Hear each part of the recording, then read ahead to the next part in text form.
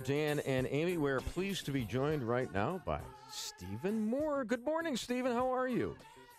Hi, good morning, guys. I wish I were in Mexico, but I'm doing pretty well. How about you guys? Well, of course, Stephen is the Wall Street Journal columnist, senior economist for CNN, and former Donald Trump advisor. And I can't believe you'd want to give any business to Mexico right now, Stephen. When that great big sucking sound you hear is Mexico taking Dan and Amy from us. I mean, really, Stephen. Yeah, exactly. Who's next?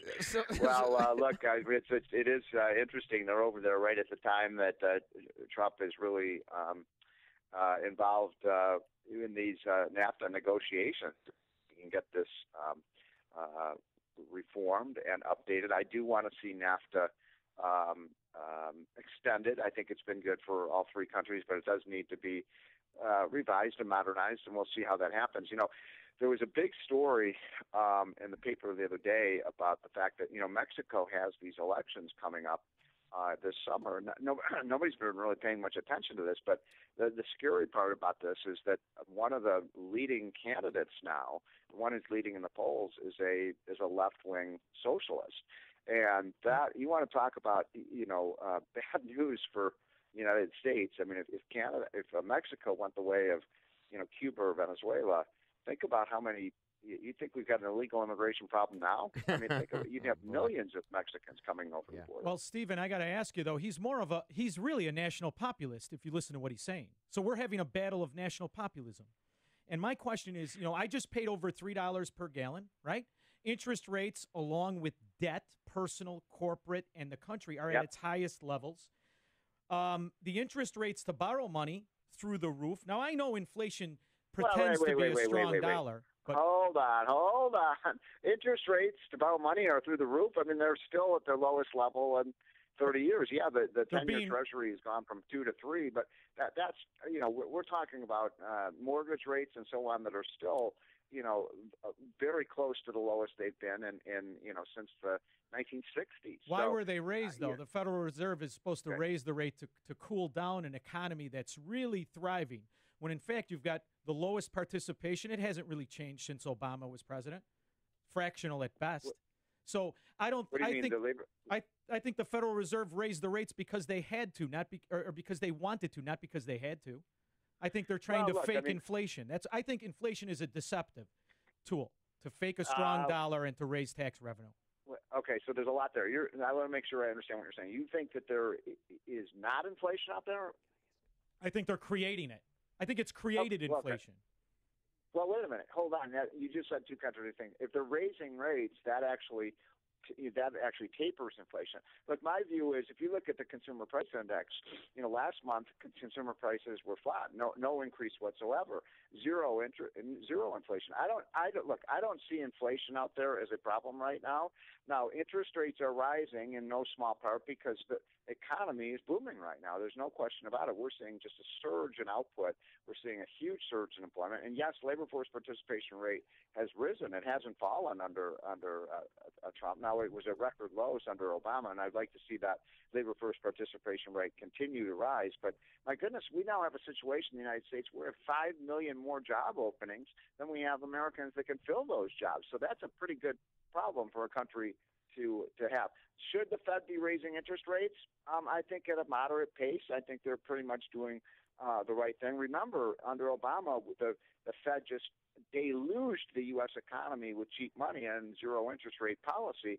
Now we're trying to, pull back on some of that excessive money that's been sloshing around. What about omnibus and infrastructure? Omnibus, the spending. You're right. I mean, Obama could have never passed it. And now your big answer is infrastructure spending, which is a Keynesian fuel of a fake GDP. And our infrastructure is fine, Stephen. You know that it's fine. It's not that bad, right? Okay. So, look, I am not going to defend the omnibus. I mean, Dan and Amy and I have been talking about that for a month, that it is an abomination that they passed that omnibus spending bill, and I could not agree with you more. Republicans spent like drunken Democrats on this one, and they probably, you're right, they probably even spent more than the Democrats did. So I'm not defending the Republicans on that spending bill. On infrastructure, look, Trump has a pretty interesting idea out there. He's not talking about traditional public works programs. He's talking about rebuilding our broadband, our pipelines, our LNG terminals, our satellite systems, our protecting our electric grid system. All of that has to be modernized. And here's what's cool about this. I mean, if Trump does this the right way, and the Democrats are not in favor of this, but I certainly am, you could do most of this with private financing. It's just a private investment in our infrastructure. And by the way, every time a company builds a new factory here in the United States, that's infrastructure, right? That's private infrastructure. That's what we want. All right, Stephen, let's talk about tariffs for a second. I mean, the myths about tariffs, and it's such a populist thing for Trump to be on board with. And he's been this way for years. I remember, talking to Oprah 30 years ago when he was worried about the Japanese. And, of course, we knew how the Japanese took over the world 30 years ago. But when you have a trade deficit, it's like having a trade deficit with Target, right? You buy their goods. They don't have to buy your goods. You're giving them dollars. And our money comes back to us in investment. We have an investment surplus. Or eventually has to come back to us because we're the world's currency. But we have this myth, and people are running on this, the populist Republicans and Democrats alike, with tariffs. And how do you get Trump off of this? Well, look, I mean, if Donald Trump had run as a traditional Milton Friedman free trader, then Hillary Clinton would be president today. I mean, it's just a fact. I mean, I traveled around with him, and I've got to tell you, you and I can talk as much as we want about, the virtues of free trade, and I'm a free trader, no question about it. But you know what? A lot of the American people are not with us on this, and Trump saw out there a rage of voters that factories were leaving, and if you live in Rockville, Illinois, or you live in Erie, Pennsylvania, and the factory leaves for Mexico or China, you're going to be angry, and voters are angry. Now, look, I do believe that tariffs are a bad idea. We want to reduce tariffs, but what Trump is doing, and I'm just trying to explain what he's doing rather than trying to justify it, but I do think there is some justification for this, is to basically try to use our leverage over these other countries to lower their trade barriers against our goods and services. I mean, what's wrong with that? Yeah, there is something wrong with that. I thought you believed in David Ricardo's theory of comparative advantage. I mean, of course I do. Of course I do. So it's a two-part. It's a two-part deception. No, but let them go into protectionist mode themselves. They'll wind up going Japan's way, right? Okay, well, your position is unilateral free trade, and that's certainly that is certainly a position that maybe Milton Friedman would have held. And by the way, Milton Friedman was a good friend of mine. What I think Trump is saying is, look, I've talked to Trump many times about this. He says, look, I'm a free trader. I just want to make sure these other countries are playing by the rules. Wait a minute, Milton Friedman didn't stand up at your wedding like Larry Kudlow did, right? He didn't what? Stand up at your wedding like Larry Kudlow did, right? Yeah, well, that's true. That was awesome. But yeah, Larry's my best man. So but my point is, why not use the hub of the world economy is the United States. Every country has to trade with the U.S. Especially China and Japan and those countries. What's wrong with Trump saying to China and Japan, if you want access to our markets, you're going to have to give us greater access to yours. Japan, by the way, has the highest trade barriers of any country in the world. China is right behind them.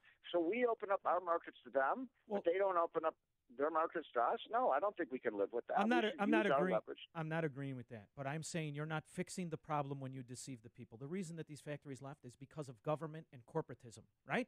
It's because of misuse and abuse of government lobbying and government power and law used as a spear, not a shield. So let's kind of fix that, which I thought he was going to do when he started to decrease regulations. Fine. Good. But the answer isn't to commingle and compromise with wrong answers of the Bull Moose Party or Hoover tariffs, right? Well, certainly I agree with you, and this is a point Larry and I used to make all the time with Trump. I mean, you've made a really good point, which is, look, if you want to make America more competitive in these global markets, cut our tax rates, get rid of the regulations that are, so onerous for American businesses. And you know what? They will be more competitive. And guess what? They are more competitive. And incidentally, because we've cut our taxes, we are sucking capital into the United States from the rest of the world, which is a good thing, which means that they'll, build more things and invest more things here. So, look, I'm an optimist on the U.S. economy. I think the economy, we're going to get a GDP report tomorrow for the for the first quarter of this year, and it's probably going to be about 2 to 2.5%, which is a little less than we had hoped for. We want to be on a 3 to 3.5% growth path. But over the last 4 quarters, Trump has already ratcheted up growth on a quarterly basis for the last 4 years to 3%. If we get it to 3.5%, a lot of these other problems that you're talking about will be largely alleviated because faster growth, putting people back to work, is the best way to bring down the deficit to that and all those things. All right, right? And that sunny note, we'll bid adieu. Thanks so much for joining us, Stephen. We appreciate it. Thank you. All right, when do you guys get to go to Mexico? Well, we're the B team. We don't get to go to Mexico. We don't give them business until they. Come on. We're Trumpians here. Thank you, Stephen. Stephen Moore joining us. Have a great day, guys. You too. Bye Bye now. This is AM 560. The Answer.